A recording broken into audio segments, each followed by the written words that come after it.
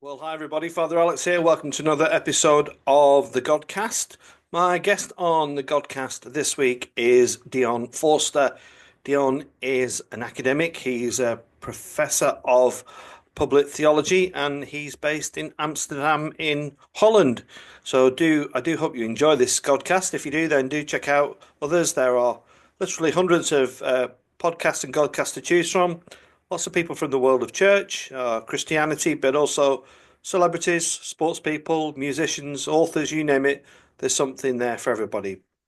For now, do please enjoy this interview with Professor Dion Forster. Well, I'm delighted to say that joining me on the Godcast this week is Professor Dion Forster. Dion is a professor working in Amsterdam in the Netherlands and is a professor of public theology amongst many other things. Dion, it's wonderful to welcome you to the Godcast. How are you? Alex, doing great. Thank you. It's a dreary day in Amsterdam today. I was back home in Cape Town last week and the weather was much better, but Amsterdam has its charms. It's a city I've never been to. It's a place I'd love to come and we'll get there eventually. Dion, before we start, offline we mentioned that you were dressed in black and you've got this badge that maybe people can't quite see if they're watching, but just tell us about this badge and the purpose of wearing black today. Yeah, so Alex, for some years now, I've been part of the World Council of Churches campaign Thursdays in Black. And for the last couple of years, we've been inviting friends and colleagues and students and churches around the world to wear black. And if you have one of the badges, it often generates a bit of conversation. The campaign itself is to raise awareness around gender-based violence. We also happen to be, as you can hear from my accent, I'm from South Africa, just into what's called the 16 days of activism against gender-based violence. So today is a Thursday as we're recording, so I'm wearing black. And it often just, facilitates an opportunity to speak to people around the importance of us addressing patriarchy, particularly partner violence and violence against women and girls. Yeah, that sounds like a fabulous thing to be part of. Is there a link people can find, Dion? Is it just go online and they'll find more Yeah, information? so the easiest thing to do is just to look for the hashtag Thursdays in Black on most social media platforms, or just to search for Thursdays in Black World Council of Churches, and it'll pop straight up. Great. Well, thanks for sharing that. And just for people who aren't familiar with you, Dion, and just tell us a little bit about your story. How does somebody from South Africa end up in Amsterdam of all places, and maybe a little bit about your kind of career today? Yes, yes. Well, how does someone end up in Amsterdam? It's a great place to end up, by the way. It is a really lovely city. So yeah, I'm, as you mentioned, professor of public theology at the Vrije University of Amsterdam, Vrije Universiteit Amsterdam. And I've been here actually just for a year now. I arrived from South Africa. I was previously professor of public theology and ethics at Stellenbosch University in Cape Town. But originally, I'm born in Zimbabwe and grew up in South Africa in the 70s and 80s.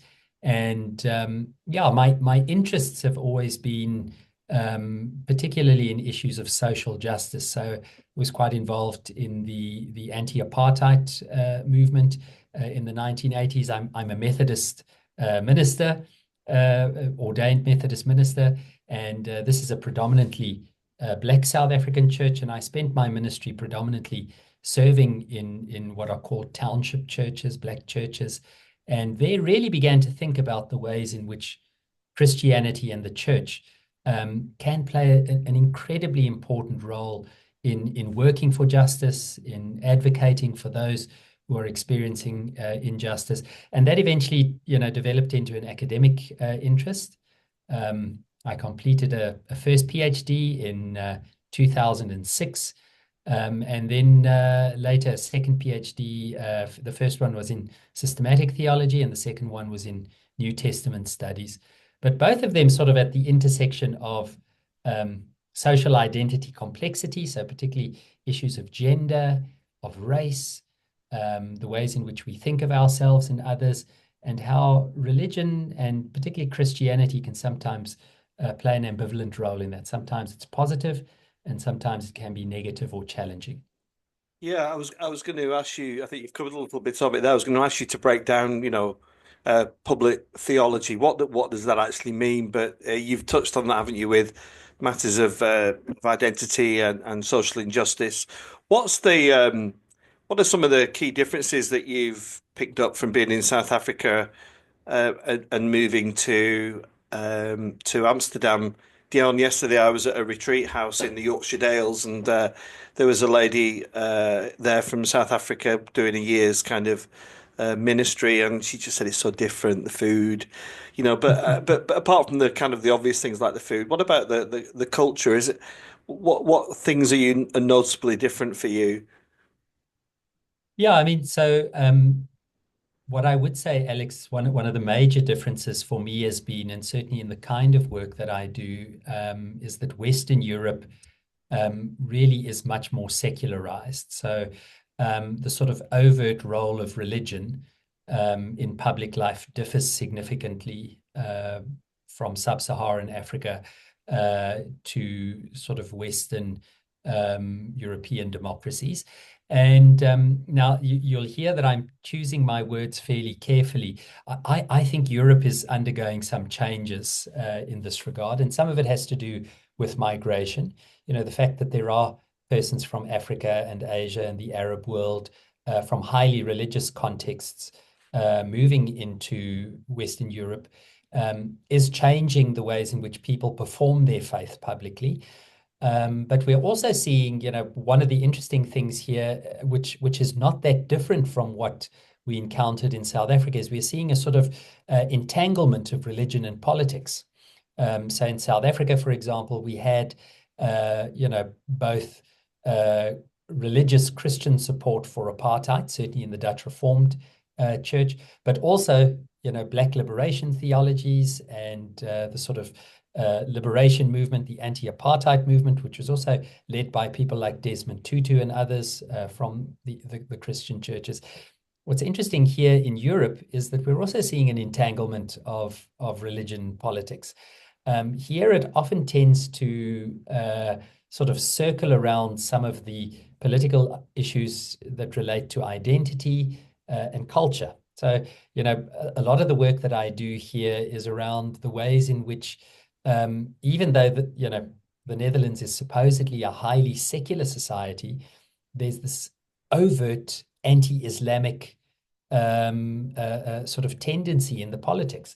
Now, that is a sort of occident of a time when, these politicians like Geert Wilders and others thought of, what it means to be Dutch as being white and Protestant and Christian, And so even though they may no longer be religious in that sense, the occidents of this religiosity still continue to exist in public life. So part of my role in my work is to try and think, cautiously about some of these issues. How do we disentangle perhaps problematic ways of thinking about faith with political ideologies?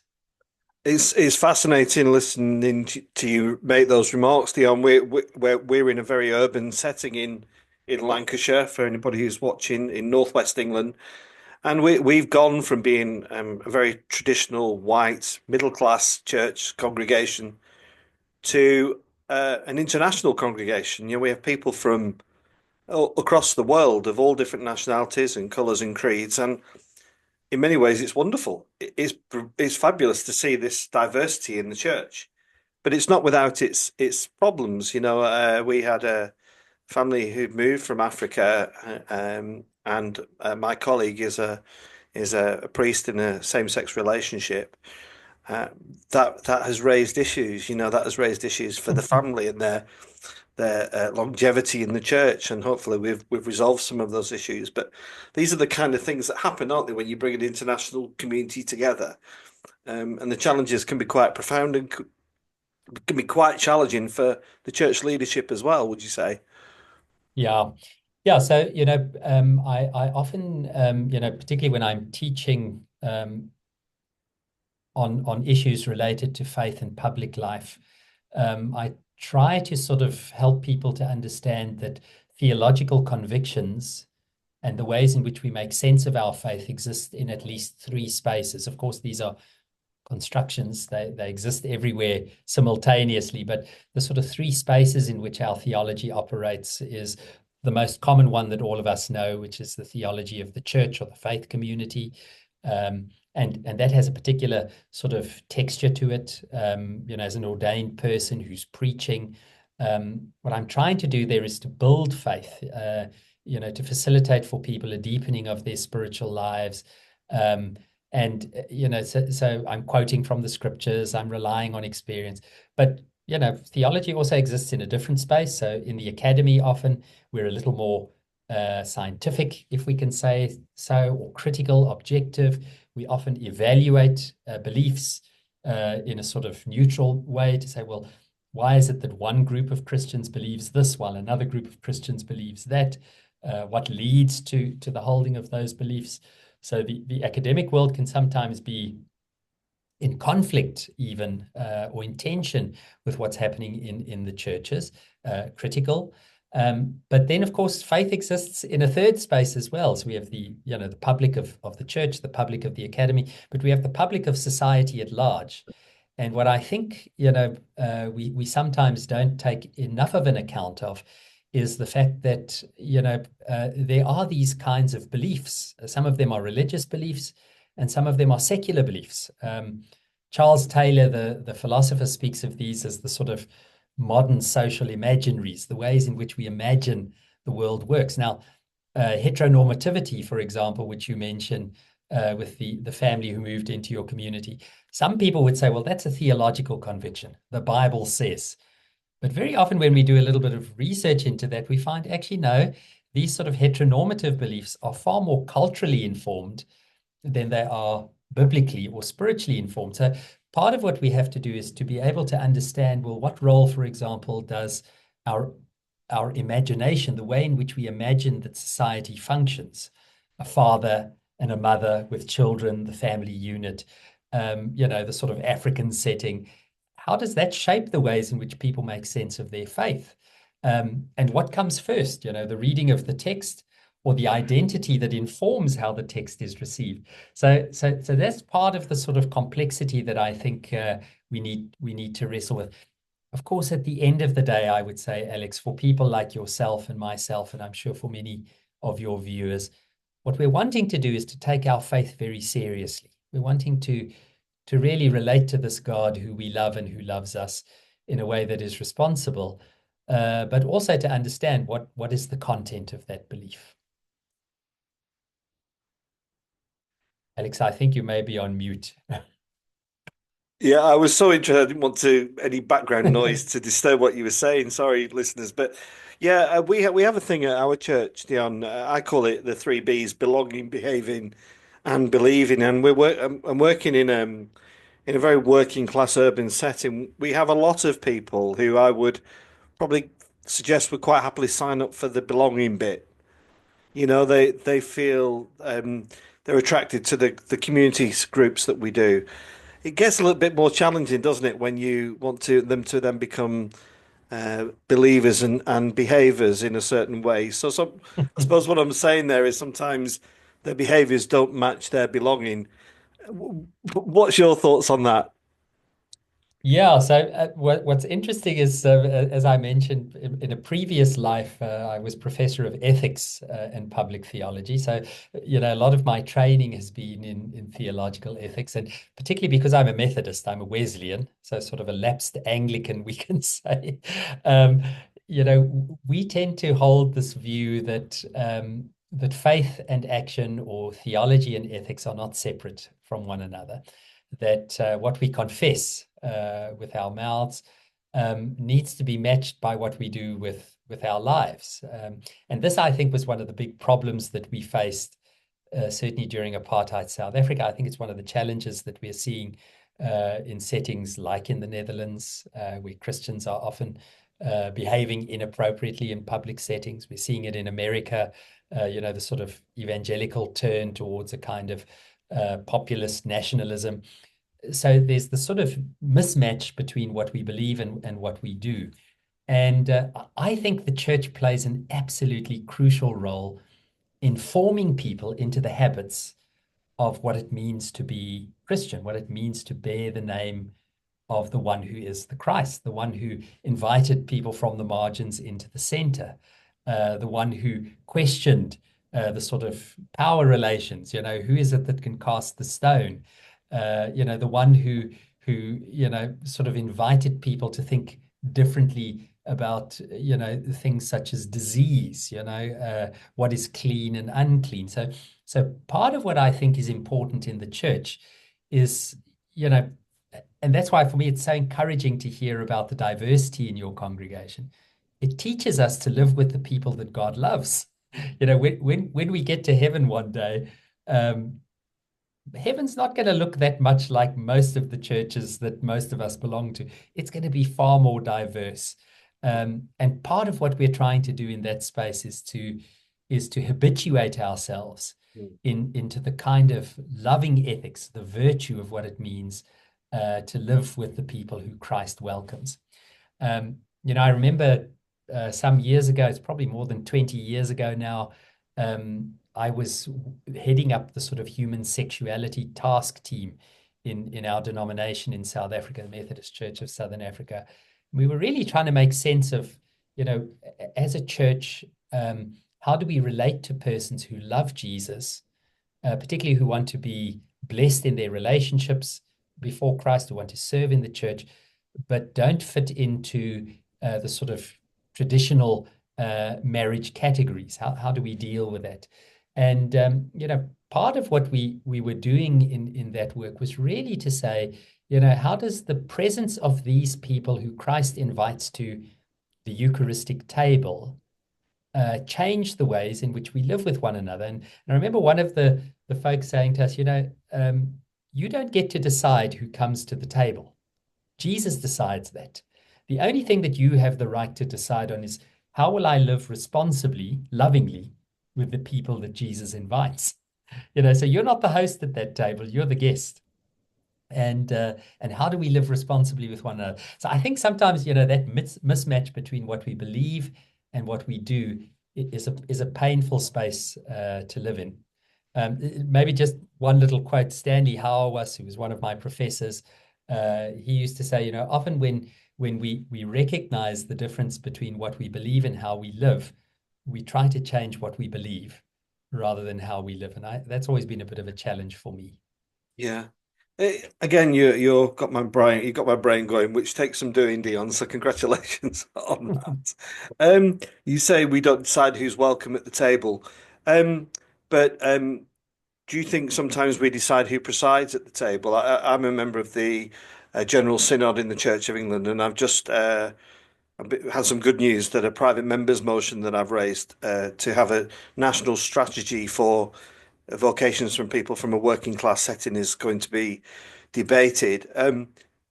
I think there's a couple of questions here. One is, for me, I think there's a rich harvest of people in this demographic in our country, but also how's that different maybe in somewhere like South Africa? Is it a different ideal there? Are we finding people from urban areas and the suburbs actually being ordained? Yeah, so this is, this is a very, very interesting question. So firstly, just to say, well done. I wrote a little book and a couple of years ago on faith and work called Transform Your Work Life, which I co-authored with a Christian working person. I've done quite a bit of research, again, as part of the sort of public theology focus on, if you are not.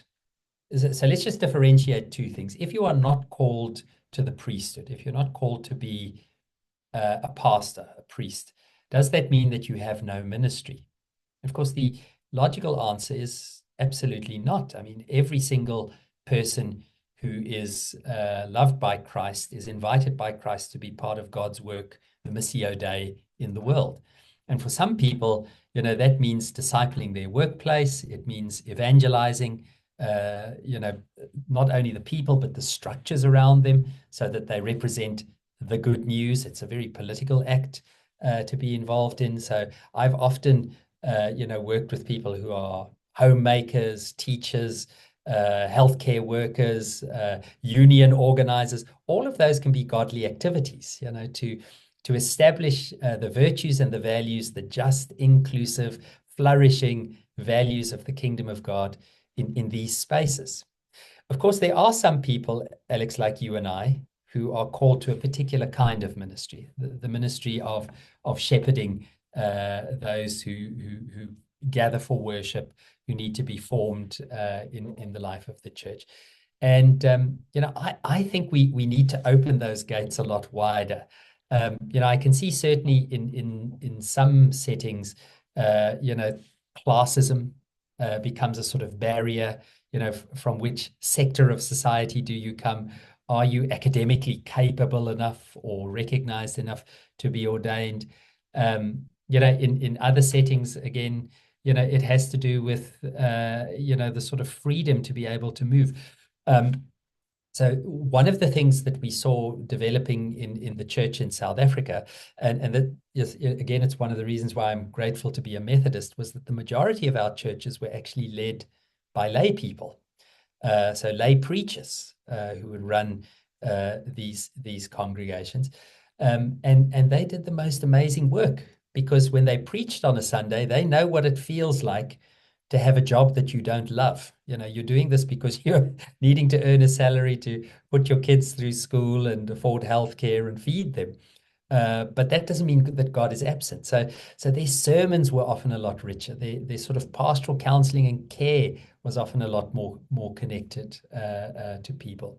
So, I have a sense that, we do a disservice to the church when we don't recognize these sort of three forms of ministry that we have in most churches. I know it's the same in the Church of England, certainly in most Protestant churches. We have, the apostolate of the priesthood, so those who are called to priestly ministries. We have the diaconate, those who are called to word and service, which I think is probably one of the most important ministries. And then the apostolate of the laity, persons whose calling is to a lay vocation, called to be a doctor, called to be a lawyer, called to be a teacher. That's where I often think God changes the world. I think you're muted again. Do you know, I've never put mute on, but because I'm so interested in listening to, I mute myself anyway. People are used to me on the Godcast. But Alex, isn't it true that since 2020, that's the way in which we speak to one another now? Can you hear me? You are muted. Yeah, yeah, but it's also great that we can do this as well.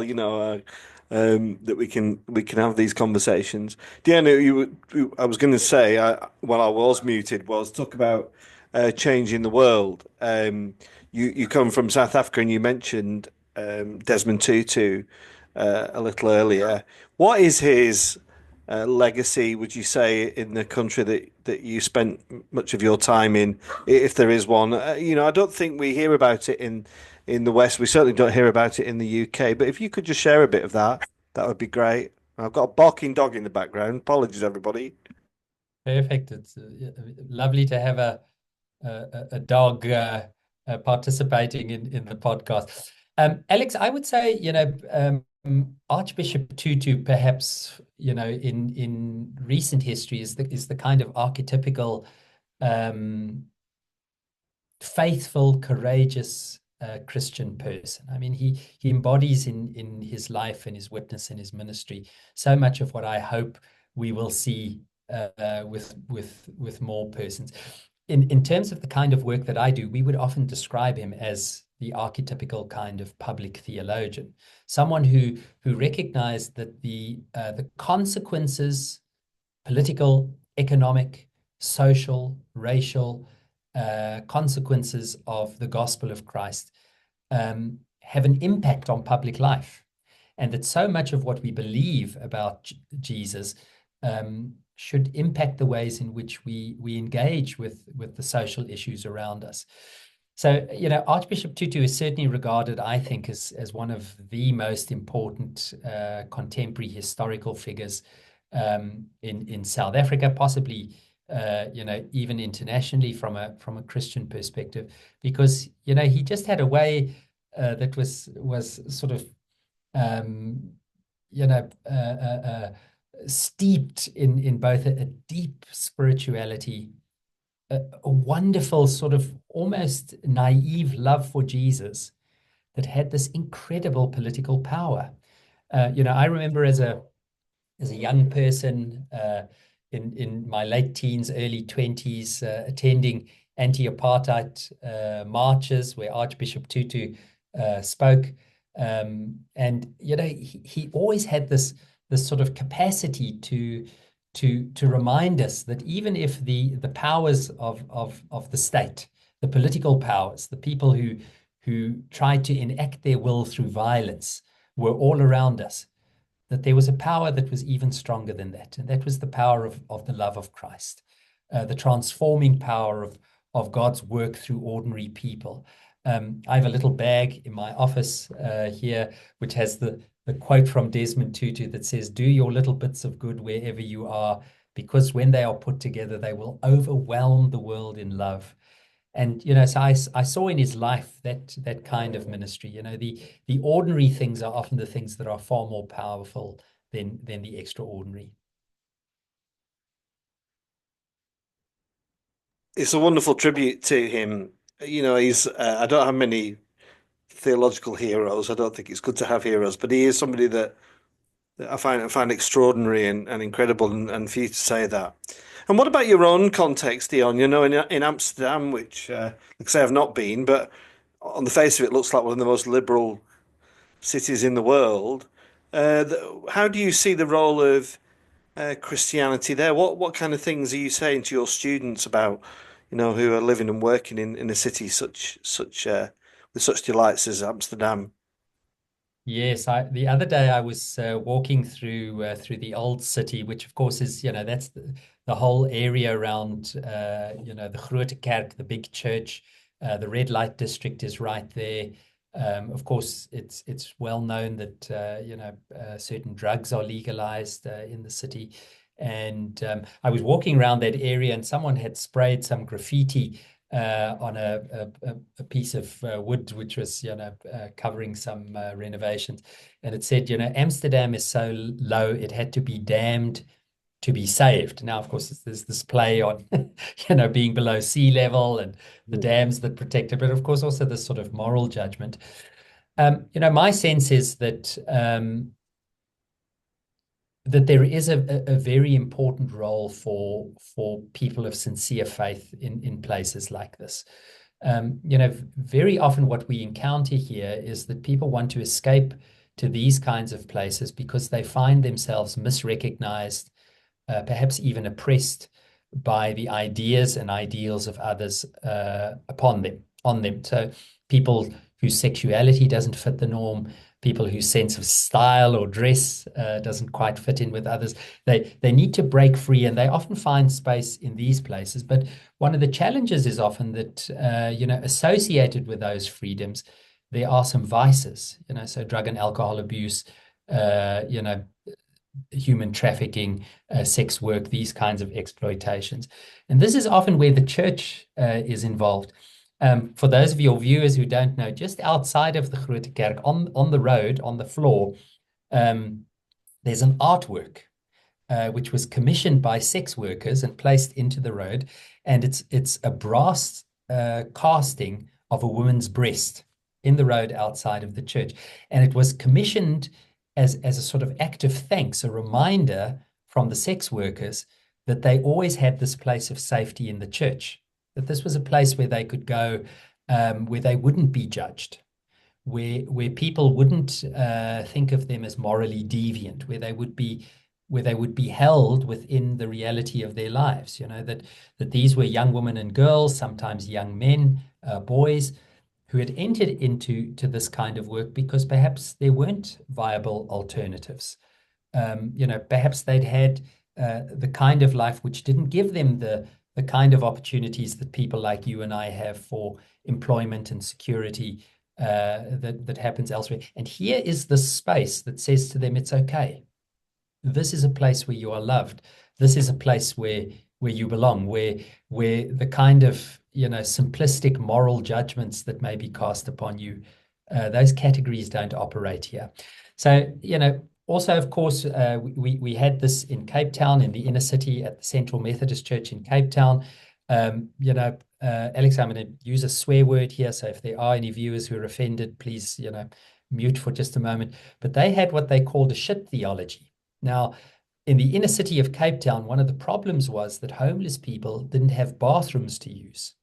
And I mean, can you imagine anything as dehumanizing as having to relieve yourself in the streets and facing arrest for doing so? So what they did, this church said, well, it's unlikely we're going to get all of these people to come in for a sermon on Sunday, but let's open our bathrooms.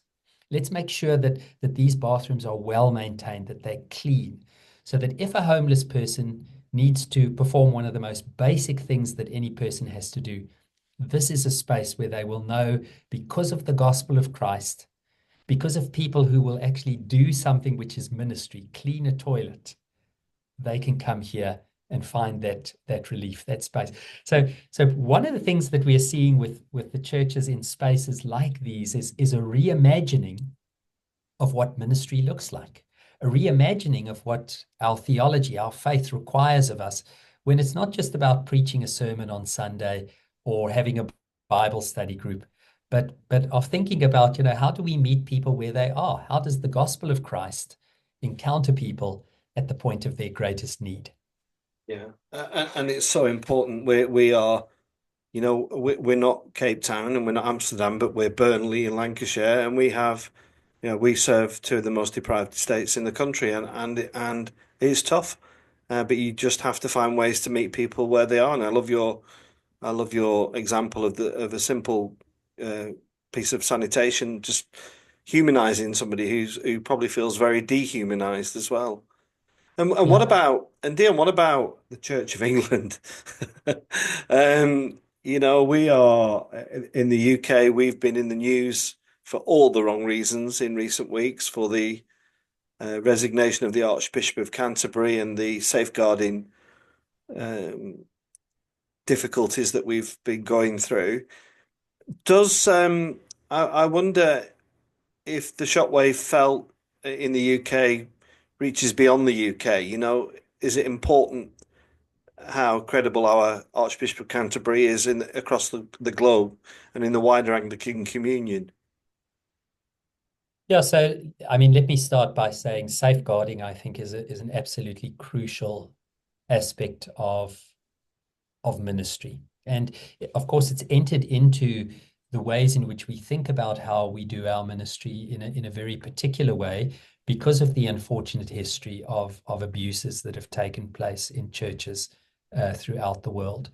So the first thing that I would say is that I think churches have to be much more responsible and attentive to the cries of those who don't feel safe in certain spaces in the church, and that's a reality. We have to reflect on that and think about how we represent the loving, welcoming, safe presence of Christ to persons in our communities.